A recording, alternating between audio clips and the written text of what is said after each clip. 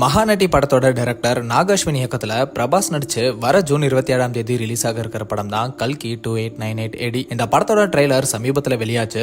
படம் 600 கோடி செலவுல எடுக்கப்பட்டிருக்குன்னு ஆல்ரெடி தகவல் வந்துச்சு. ட்ரெய்லரும் அதை உறுதிப்படுத்துற விதமா ரொம்ப பிரம்மாண்டமா இருந்துச்சு. பார்க்கவே ஒரு ஹாலிவுட் படம் ஃபீல்ல இருந்துச்சு. படம் ஃபுல்லாவே பயங்கரமா நிறைய செட்லாம் போட்டு கிராபிக்ஸ் எல்லாம் யூஸ் பண்ணி எடுத்திருக்காங்க. ட்ரெய்லர் பார்த்த பலருமே கல்கி படத்தை பாராட்டிட்டும் வராங்க. இது ஒரு பக்கம் இருக்க, கல்கி படத்துல கமல் சாரோட கெட்டப் பலரையுமே வியக்க வச்சிருக்கு. ட்ரெய்லர்ல கம்மி டியூரேஷன் வந்தாலும் அவரோட அந்த மேக்கப், அவரோட வாய்ஸ்னு எல்லாமே வேற லெவல்ல இருக்குன்னு தான் சொல்லணும். தமிழ் ஆடியன்ஸும் கல்கி படம் எப்படி இருக்கும்னு ரொம்ப எதிர்பார்த்து காத்துட்டு இருக்காங்க. பேன் இண்டியா அளவுல இந்த படத்தை கவர் பண்ற மாதிரி அமிதாப் பச்சன், தீபிகா படுகோன், திஷா பட்டானின்னு இப்படி பாலிவுட் ஆக்டர்ஸும் இருக்காங்க. இந்த படம் ஹிட் ஆனா கண்டிப்பா 1000 கோடிக்கும் மேல வசூல் சாதனை செய்யும் அப்படிங்கிறதுல எந்த ஒரு டவுட்டுமே இல்ல. பாகுபலிக்கு அப்புறம் பிரபாஸ் பண்ண படங்கள் சரியா போகல. சலார் தான் அவருக்கு ஒரு கம்பேக் படமா அமைஞ்சது. ஆனா அந்த படத்துக்கும் KGF அளவுக்கு இல்ல அப்படிங்கிற விமர்சனமும் வந்துச்சு. KGF டைரக்டர் பிரசாந்த் நீல் கொஞ்சம் ஏமாத்திட்டாருன்னு சொல்லிட்டு வந்தாங்க. கல்கி படமாச்சு பாகுபலி மாதிரி ஒரு பெரிய வெற்றியை பிரபாஸ்க்கு கொடுக்கணும்னு ஃபேன்ஸுமே ரொம்ப எதிர்நோக்கி இந்த படத்துக்காக காத்துட்டு இருக்காங்க. இந்த நிலையில கல்கி ட்ரெய்லர் இப்போ ஒரு சர்ச்சையில சிக்கி இருக்கு.